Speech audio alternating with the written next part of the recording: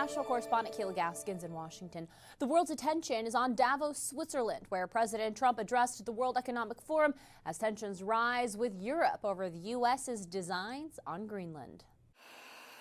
At the World Economic Forum Wednesday, President Trump ruled out the U.S. taking Greenland by force. That's probably the biggest statement I made, because people thought I would use force. I don't have to use force. I don't want to use force. I won't use force. Doubling down on his view that acquiring Greenland is essential to U.S. security. It's sitting undefended in a key strategic location between the United States, Russia, and China. That's exactly where it is, right smack in the middle. Arguing neither Greenland nor Denmark or even a European coalition could protect the island from Russia and China.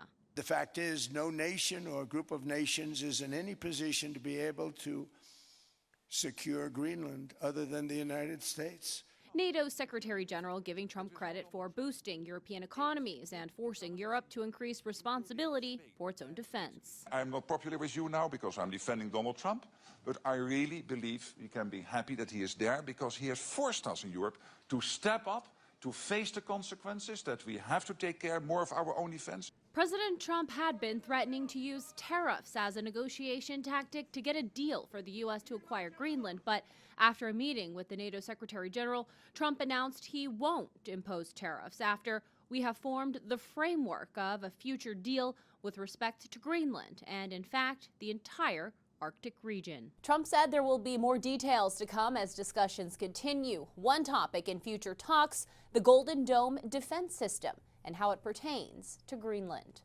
In Washington, I'm Kayla Gaskins. European leaders are firing back after President Trump suggested the U.S. take Greenland by force. But the question of how it would impact NATO remains unanswered.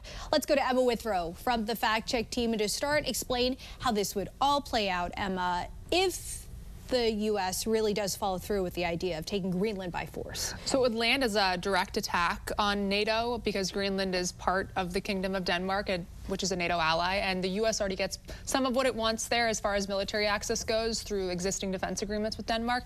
NATO's Article 5, though, is about collective defense if a member is attacked. But a scenario where the U.S. is the aggressor against Denmark would be pretty unprecedented and also what some would call pretty destabilizing. Well, you already touched on this. An important point, the U.S. and Denmark already have defense agreements, and part of the reason that the U.S. wants Greenland is because of military positioning as well as security. Right. What would the U.S. gain that we already don't have? So even though the U.S. already gets major military access, it doesn't fully control the land, the laws, or the resources. So if the U.S. took it over, it would gain total decision-making power to build and operate freely, plus tighter controls over the Arctic strategy and these critical minerals that are found in Greenland. And one of the arguments in favor of this is that the U.S. is the fact that they already rely heavily on us for defense. Yes, yeah, absolutely. I mean, if Greenland were attacked, NATO would treat it like an attack on Denmark, so the U.S. would have to respond and help defend it. And we already have a major military installation there, which kind of puts the U.S. as one of the lead defenders. But NATO doesn't automatically require the U.S. to do everything alone or send a specific number of troops. So the U.S. would most likely lead the defense, but it wouldn't be solely responsible. All right, Emma, thank you. Thanks. For more on this Fact Check Team topic, including links to their sources, scan the QR code or visit thenationaldesk.com. The administration made it clear that acquiring Greenland is necessary for strategic reasons. So why Greenland? Let's go to Emma Withrow from the Fact Check Team. And the Trump administration is insisting that this is about security, at least that's part of it. Yeah. Tell us more about all of the factors that make Greenland so strategically appealing. Yeah, like you said, lots of factors at play here and different aspects of Greenland that would really make it beneficial to the U.S., but it basically boils down to power, geography, resources, and the fact that the Arctic is becoming more and more important every single year. So the military position of Greenland really sets it apart. It sits in a strategic spot between North America and Europe, and it's crucial for monitoring activity in the Arctic, particularly with Russia.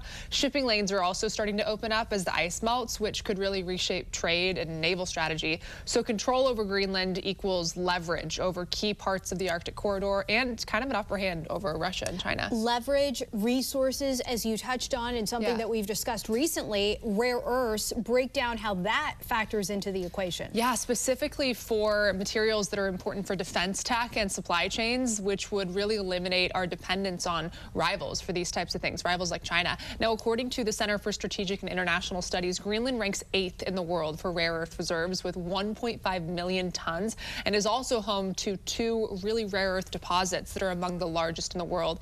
No rare earth mining has taken place just yet, but I'm assuming that if U.S. got control, that would happen shortly after. All right, and this is obviously impacting not just the U.S., Greenland, or Denmark. Much more to the story when Emma returns with a breakdown of the impact of a Greenland takeover on our NATO allies.